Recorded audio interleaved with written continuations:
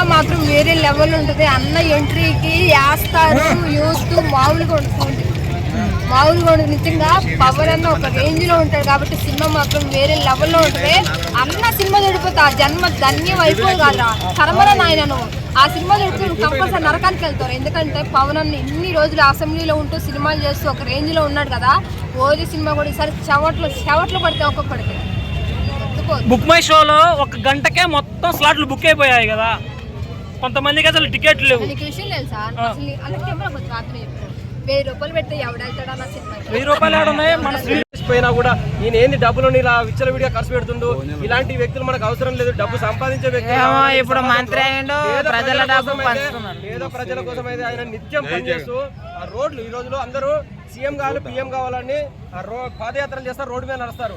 అలాంటిది ఈ రోజు ఆయన డిప్యూటీ సీఎం అయి ఉండి కాలినడకన అంటే మావోయిస్టులు నక్సలైట్లు తిరిగే ఏరియాలలోకి వెళ్ళి కాలినడకన వెళ్ళి రోడ్లు లేపిస్తున్నాడు అండి. ఇలాంటి పోలీసులు కూడా రావడానికి భయపడుతున్న అలాంటి అడవి ప్రాంతాలకు వెళ్ళి రోడ్లు లేపిస్తున్నాడు పేద ప్రజల కోసం. అంటే ఇలాంటి నాయకుడు కాదు. దాన్ని చెప్పండి. అంటే అది ప్రజల డబ్బే కదా, ఆయన డబ్బు కాదు. మాట్లాడు ఎందుకురా స్వామి మీరు డబ్బు కొట్టుకుంటారు? చెప్పేది వినండి, మీరు మాట్లాడేది వినండి.